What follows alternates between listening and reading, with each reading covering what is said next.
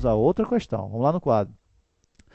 O inciso 7 do parágrafo 1º do artigo 225 da Constituição da República prevê a proteção da fauna e da flora, vedadas as práticas que coloquem em risco sua função ecológica. Enquanto que o parágrafo 1º do artigo 231 do referido texto constitucional estabelece que são terras indígenas as habitadas por eles em caráter permanente e que podem ser utilizadas por esses povos, desde que necessárias ao seu bem-estar e à sua reprodução física e cultural. A esse respeito, assinale a alternativa correta. Bem, vamos lá para as assertivas. A. Os indígenas têm o usufruto exclusivo das riquezas do solo, dos rios e dos lagos nas terras ocupadas em caráter permanente por eles e, portanto, podem explorá-las sem necessidade de licenciamento ambiental. O problema qual é, pessoal? Isso aqui seria uma disposição do 231. Só que a proteção aos índios e a sua ligação com as terras em que vivem, prevista no 231, não afasta a aplicação do artigo 225, que diz respeito à proteção ambiental. No 231 da Constituição, o que é que se diz? São reconhecidos aos índios a sua organização social, costumes, línguas, crenças e tradições, e os direitos signatários sobre as terras que tradicionalmente ocupam, competindo à União demarcá-las, proteger e fazer respeitar todos os seus bens. Parágrafo 2º. As terras tradicionalmente ocupadas pelos índios destinam-se à sua posse permanente, cabendo-lhes o usufruto exclusivo das riquezas do solo, dos rios e dos lagos nelas existentes. O aproveitamento dos recursos hídricos, inclusive os potenciais energéticos, a pesquisa e a lavra das riquezas minerais em terras indígenas só podem ser efetivados com autorização do Congresso Nacional, ouvidas as comunidades afetadas, ficando-lhes assegurada participação nos resultados da lavra na forma da lei. Ou seja, esse é o 231, exceto o mais importante. Mas ele não afasta de forma alguma a aplicação irrestrita do artigo 225, tá? Deixa eu apagar aqui. Não afasta a aplicação do artigo 225, especialmente o seu parágrafo 1º, inciso 4, que diz o quê? Que o estudo de impacto ambiental ele deve ser prévio a todo e qualquer empreendimento e público, sem qualquer tipo de exceção. Consequentemente, não há exceção, inclusive, para empreendimentos em terras indígenas. Logo, a letra A estaria errada. Por quê? Porque haveria necessidade de licenciamento ambiental. Basta que se preencha o requisito 225, ou seja, significativo impacto ambiental oriundo do empreendimento na terra ocupada pelos indígenas. Bem, vamos à letra B.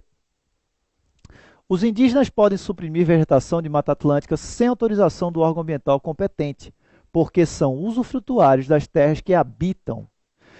Bem, os indígenas podem suprimir vegetação de Mata Atlântica sem autorização do órgão ambiental competente, porque são usufrutuários das terras que habitam. Vamos para a Lei 11.428 de 2006, que é a lei que fala sobre Mata Atlântica. No seu artigo 3º, diz-se o seguinte: consideram-se para os efeitos dessa lei, população tradicional é a população que vive em estreita relação com o ambiente natural, dependendo de seus recursos naturais para sua reprodução sociocultural por meio de atividades de baixo impacto ambiental. Por exemplo, índios. Artigo 9º. A exploração eventual. Vejam que é uma exploração eventual. Sem propósito comercial, direto ou indireto, de espécies da flora nativa para consumo nas propriedades ou posses das populações tradicionais, exemplo, índios, ou de pequenos produtores rurais, independe da autorização dos órgãos competentes conforme regulamento. Qual é o problema? O problema é que aqui nós temos dois requisitos. Ó. Tem que ser uma exploração eventual e sem propósito comercial. E na letra B, o que é que diz da questão? Os indígenas podem suprimir vegetação de Mata Atlântica sem autorização do órgão ambiental competente porque são usufrutuários. Não. Eles podem por quê? Eles podem somente se preencherem os casos previstos no artigo 9º da Lei 11.428. Consequentemente, a letra B está errada, porque presume maior a possibilidade do indígena suprimir vegetação sem autorização do que a lei efetivamente lhe dá a condição de. Letra C. A exploração de recursos florestais em terras indígenas somente poderá ser realizada pelas comunidades indígenas em regime de manejo florestal sustentável para atender a sua subsistência respeitado o Código Florestal. Vejam que essa era a disposição correta à data, porque literalmente era a disposição do artigo 3º-A da Lei 4771 de 65, o antigo Código Florestal. Logo, foi o gabarito da questão. E, por fim, a letra D. Os indígenas são proprietários das terras que ocupam em caráter permanente, mas devem explorá-las segundo as normas ambientais estabelecidas pela Lei de Política Nacional do Meio Ambiente e do Código Florestal. O problema aqui é muito simples, é um problema constitucional. Os indígenas não são os proprietários das terras que ocupam. Eles são o quê?